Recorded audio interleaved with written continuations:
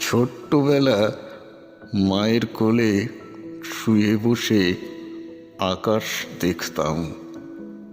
মায়ের আঁচল নাড়িয়ে বিশ্ব ঘুরে আসতাম। মায়ের বুকে আমার রাজা হওয়া দেখতাম। আমি ছিলাম মা নেওটা, মা অন্তপ্রাণ।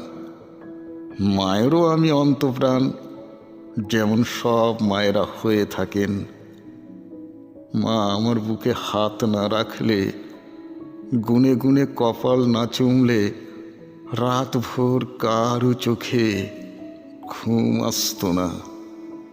তখন মা ছাড়া অন্য জগৎ আছে বলে জানতাম না। আমার সামান্য সর্দি কাশির উপসর্গ দেখা দিলে মার দু চোখ জেগে থাকা, বদ্যি কবিরাজ ডাকা, দেবদেবতার পুজো, মানত, ঝাড়পোঁছ, নানান টোটকা, নিজেকে উপসে বেঁধে রাখা, অসম্ভব অস্থির থাকা, অসুখ বিসুখ জ্বর জ্বালা হলে ছড়া গান গেয়ে নেড়ে দিতেন আমার শরীর। কঠিন শীতে সর্ষের তেলে রোদের থেকে আরাম তুলে ডলে দিতেন আমার শরীর। যখন ছোট্ট থেকে একটু বড় হলাম, মার জ্বর হলে, মা অসুস্থ হলে মায়ের পাশে এক ঠাঁই বসে থাকতাম। দুহাতে প্রণাম করে বারবার বলতাম, হে ঠাকুর, মাকে ভালো করে দাও। মা ভালো নেই মানে আকাশ নেই, খিদে নেই, পৃথিবী নেই, আলো নেই, পায়ের তলায় মাটি নেই। সব কিছু যেন এলোমেলো মনে হতো। যখন ছোট্ট থেকে আর একটু বড় হলাম, মা ভোরবেলা আমাকে বাগানে নিয়ে যেত আর আঙুল দেখিয়ে বলতো, ওই দেখ সাদা গোলাপ, লাল গোলাপ, টগর, বেলি, জুঁই, ওই দেখ ফুটেছে কত রঙের গেঁদা আর সূর্যমুখী। আমার তখন দু চোখ মায়ের হাতে লাগানো সজিনে গাছে। চট করে উঠে যেতাম।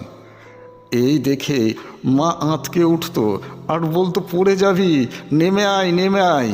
আমি সজোরে বলতাম, না মা, না মা, পড়বো না। পড়লে তুমি তো আছো।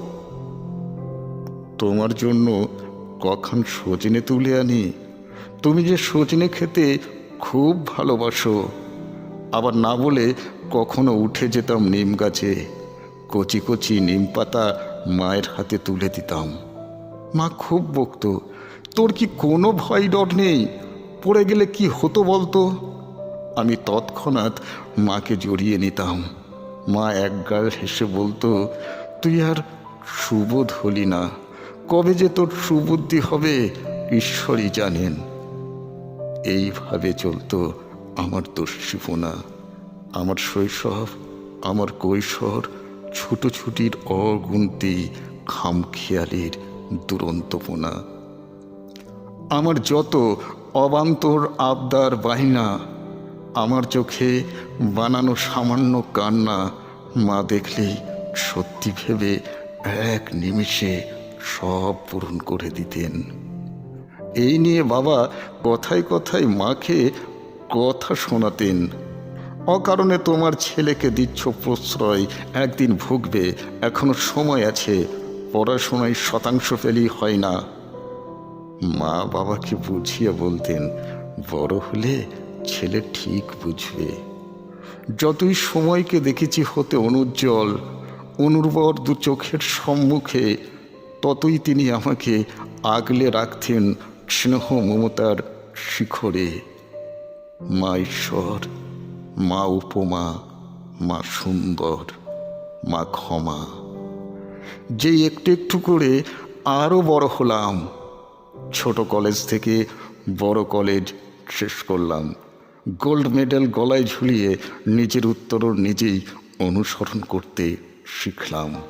মোটা টাকার মাইনে পাওয়ার জন্য আমার বিদেশে পড়ার ইচ্ছে জানালাম মাকে। মা বলল, বেশ তো, তুমি কি জানো এর জন্য অনেক টাকার প্রয়োজন? মা বাবাকে জানালেন। বাবা বললেন, ঠিক আছে, আমি কিন্তু বিদেশ থেকে করতে চাই।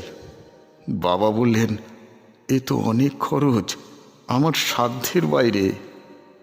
মা বাবাকে বোঝালেন, ছেলে যখন করতে চাই, দাও না টাকার ব্যবস্থা করে।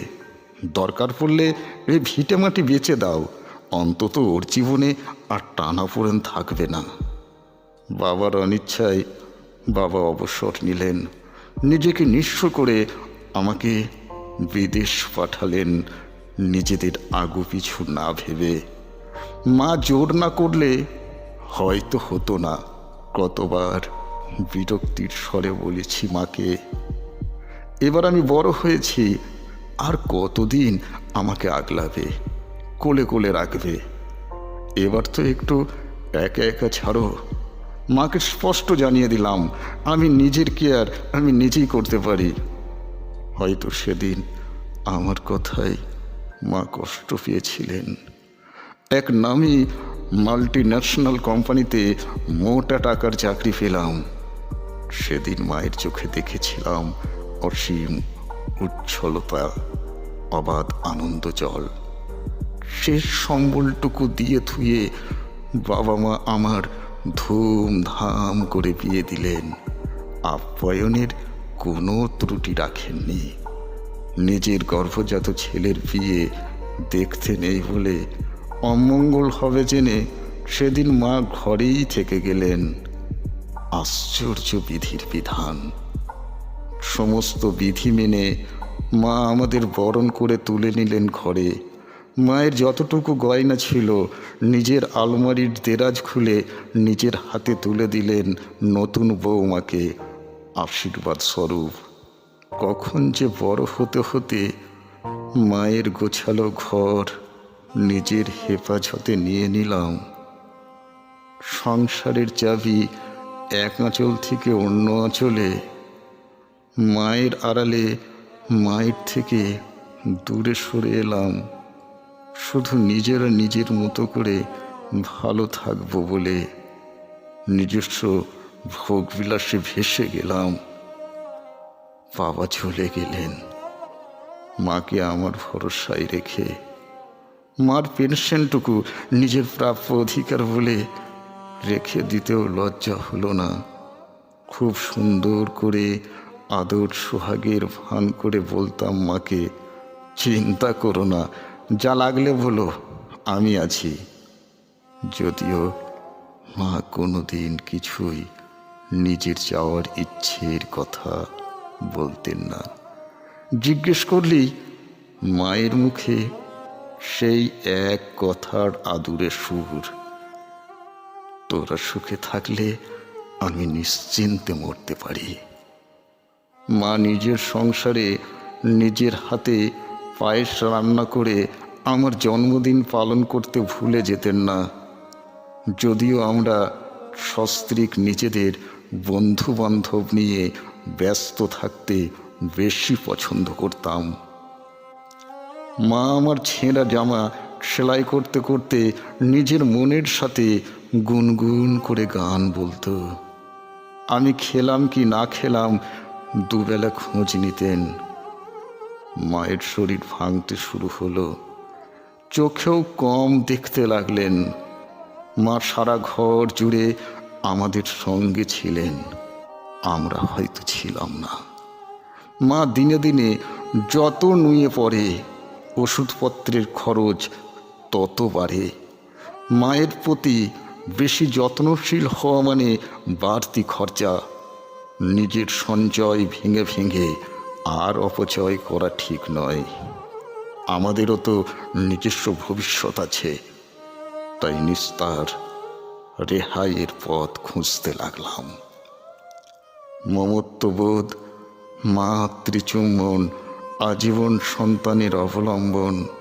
তবুও মায়ের নুয়ে পড়া বয়সের মৃতপ্রায় শরীরকে নিজের কাঁধে বয়ে নিয়ে যেতে অসহ্য লাগত।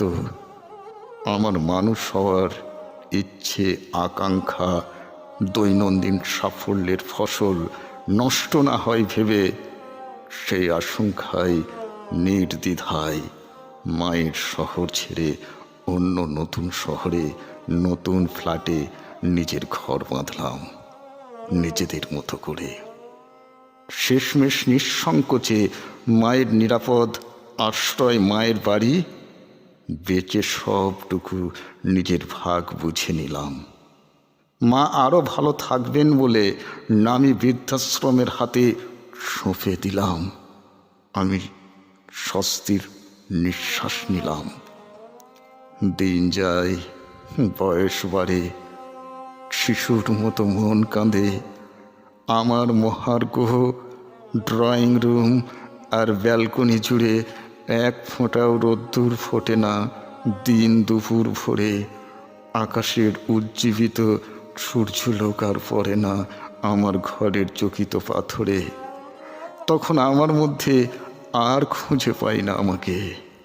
আমার ভেতরের মানুষগুলো কঠিন নির্মম পাকে জন্মদাত্রীর লালন করতে ভুলে গেলাম কি করে। তবে কি আমি মাকে একটু একটু করে নিজের হাতে মেরে দিলাম? না মারা গিয়েছিল বার্ধক্যের ব্যাধির অযত্নের পীড়ায়, না একাকিত্বের ধাক্কায়। তখনও মা মৃত্যুর কোলে ঢলে। তোরা ভালো থাকিস বলে ক্ষমাসুলভ দৃষ্টির ভিতর আমাদের মঙ্গল চেয়ে নিজের সুখের শেষ এক সুতোটুকুও আঁচল খুলে বিলিয়ে দিয়ে চলে গেলেন নিঃশব্দে। কিছুই বেঁধে নিয়ে গেলেন না নিজের সাথে।